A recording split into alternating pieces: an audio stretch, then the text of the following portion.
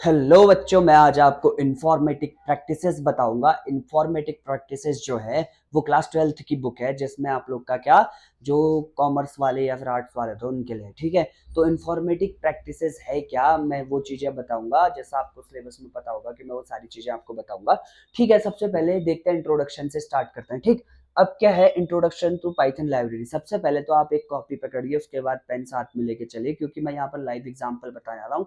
जैसा ये मेरे सामने स्लाइड चल रही है, उस स्लाइड को बहुत सिंपल वे में समझाऊंगा कि है क्या और हम कैसे कर सकते हैं। ठीक है, तो बच्चों सबसे पहले शुरू करते हैं। देखो, a Python library is a collection of pre written programs, function and modules that help us perform tasks easily without writing the code from scratch।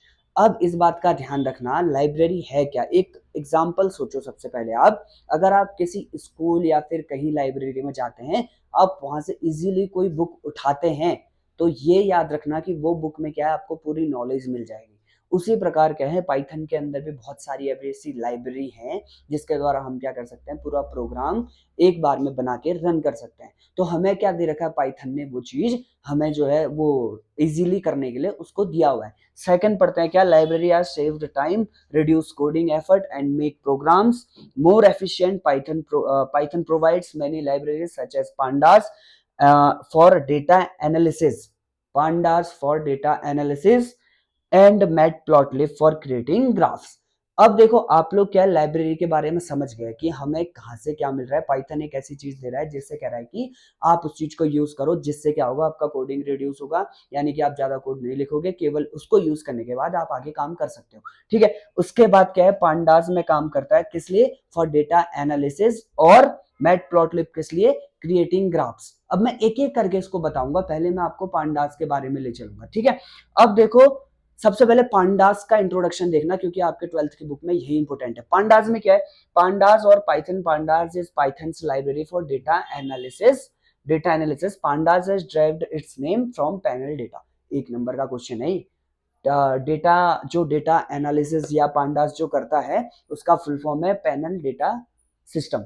ये आपका एक नंबर का क्वेश्चन है। सेकंड पॉइंट देखते हैं हम इसमें, which is an eco matrix term for multi dimensional structure data set. यानी कि स्ट्रक्चर ऑफ डेटा सेट का मतलब है कि आप अपना प्रोग्राम या अपना कंप्यूटर में कैसे आप डेटा को स्टोर कर रहे हो, यानी किस 1D या 2D में रख रहे हो, वो चीजें मैं आगे को डिस्क्राइब करूंगा। फिलहाल आप थ्योरी को समझना, क्योंकि आप जब पेपर में लिखेंगे तो लाइन बाय लाइन लिखने में आपको जरूरत पड़ेगी। ठीक है, थर्ड पॉइंट लिखने, pandas has become a popular choice for data analysis. क्यों पॉपुलर है, क्योंकि अगर कहीं पर को स्लाइसिंग एंड डाइसिंग करनी हो, कहीं जगह खाली हो, तो पांडास क्या करता है, उस जगह को खुद भर देता है। तो हमारा ये बात याद रखना, पांडास का काम क्या है, पांडास का फुल फॉर्म है पैनल डेटा सिस्टम। ठीक, अब जब मैं पांडास की बात करूंगा, ये वाले पांडा की बात नहीं कर रहा हूं जो चाइना वालों ने अभी रिजर्व किया है, मैं उसकी बात कर रहा हूं जो हमारे क्या है, डेटा स्ट्रक्चर या फिर डेटाबेस में हम क्या करते हैं, डेटा सेव करते हैं, उसके बाद उसको जिस स्ट्रक्चर वे में रखा जाता है, उसकी बात कर रहा हूं, पैनल डेटा सिस्टम यानी डेटा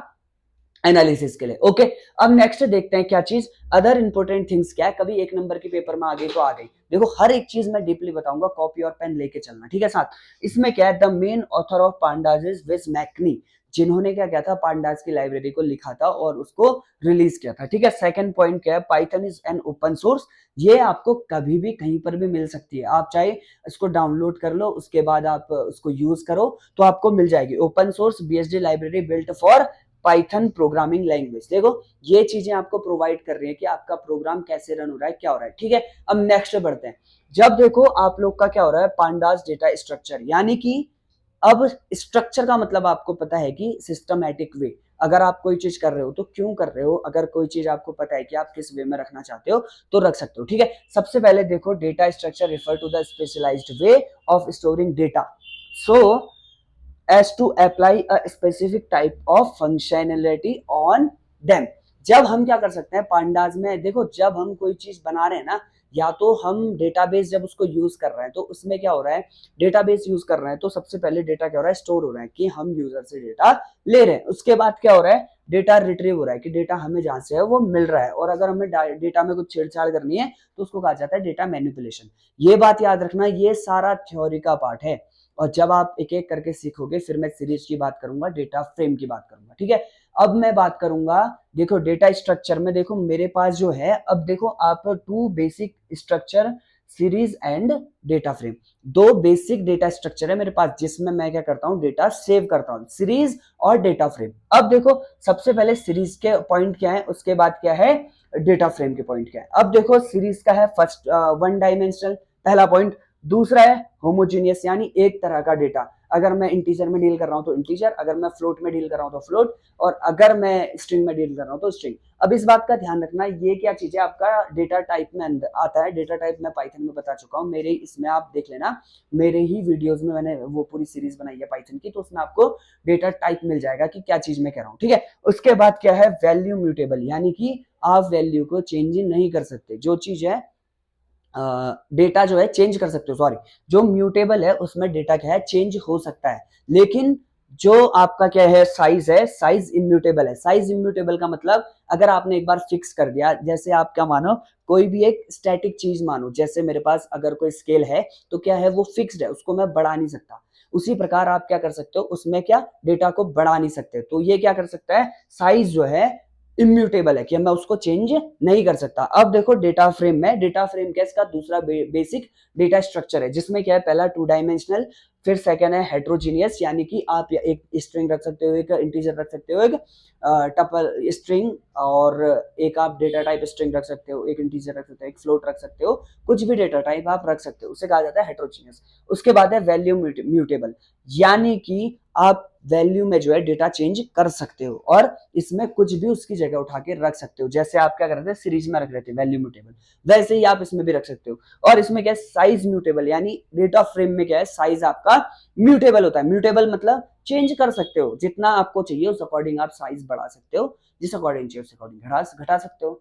पर सीरीज में क्या है फिक्स है तो फिक्स है। अब देखो two basic data structure series and data का एग्जांपल की कौन सा कैसा दिखता है। देखो सीरीज के अंदर क्या है A B C D E, यानी कि ये स्ट्रिंग टाइप का है, और डेटा फ्रेम में ये जो मैंने लिखे हुए हैं ये मैंने डेटा लिखा हुआ है, ठीक है। अब देखो इसको रिप्रेजेंट ऐसे करते हैं, फिर मैं अभी सीरीज की बात बताऊंगा। फिलहाल मेरी बात ध्यान से सुनना, एक एक करके चैप्टर जब आप पूरा डीपली समझोगे तो आपको जो है बोर्ड के पेपर के लिए इक्वल आप कर सकते हो, ठीक। मैं कुछ क्वेश्चन भी दूंगा जब मेन फॉर बोर्ड्स इस टाइप के क्वेश्चन मैं तैयार करूंगा, तो मैं आपको वो भी इसमें दिखाऊंगा, ठीक है। फिलहाल इतना याद रखना कि डेटा फ्रेम को हम ऐसे और सीरीज को हम ऐसे दिखाते हैं, इंडेक्स और डेटा। अब देखो क्या चीज है, अब देखो सीरीज डेटा स्ट्रक्चर में जो है मेरे पास, सबसे पहले ये याद रखना, a series type object has two main components, यानी सीरीज के पास दो कंपोनेंट ऐसे हैं जो उसमें होने ही चाहिए। पहला क्या इंडेक्स होना चाहिए, दूसरा क्या डेटा। अब देखो इंडेक्स क्या है बाय डिफॉल्ट जीरो से स्टार्ट हो रहा है, इंडेक्स हमेशा बाय डिफॉल्ट जीरो से ही स्टार्ट होता है। कोई भी डेटा अगर हम रखते हैं तो उसको बाय डिफॉल्ट जो डेटा होता है वो हमेशा इंडेक्स जीरो से लेता है, ठीक है।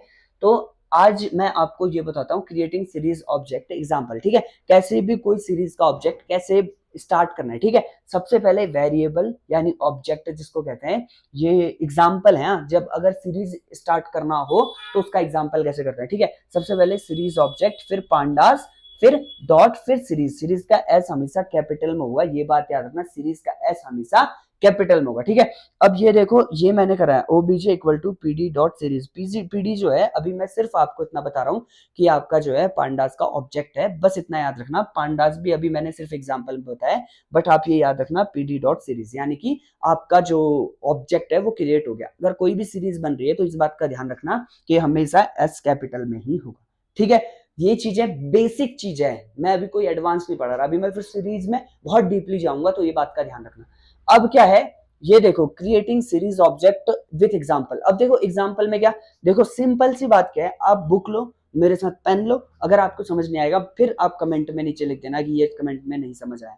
और ये देखो आप क्या empty series, an empty series has no data inside it. देखो इंपोर्ट पांडास एज पीडी, जैसे आप लोग याद रखना बॉलीवुड में सलमान शाहरुख आमिर है, वैसे ही यहाँ पर को आपका पांडास है, इस बात का ध्यान रखना।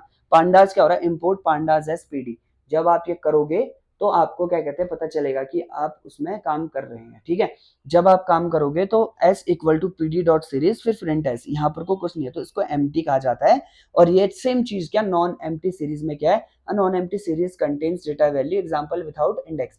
अब देखो क्या चीज है, import pandas S P D dot series 10 20 30 40, ये इसका डेटा है कि मैंने कोई भी रखा हुआ है इंटीजर फॉर्म में, उसके बाद प्रिंट एस, यानी कि अब मेरे कहने का मतलब है कि जब मैंने डेटा रखा हुआ है तो यहाँ पर को क्या वैल्यू पास करिए। अगर आपसे सपोज क्वेश्चन आ गया बोर्ड में कि एम्प्टी डेटा सीरीज क्रिएट करो तो ये रहा, और अगर नॉन एम्प्टी क्रिएट करो तो ये रहा। अगर something contain in the values तो आप ये वाला यूज करोगे, अगर नहीं तो आप ये वाला करोगे। ठीक है, ये भी क्लियर। अब देखो आज की वीडियो मेरी यहीं पर समाप्त होती है, और मैं ये बात याद रखना, जो भी मैं ये चीज आपको पढ़ा रहा हूँ तो इस बात में ध्यान रखना कि ये आपकी जो पीडीएफ है मैं इस बार जो है नीचे आपके यूट्यूब में उसको मेंशन करने वाला हूँ, तो इस बात का आप ध्यान देना कि आप अपने पीडीएफ भी डाउनलोड कर सकते हो उससे।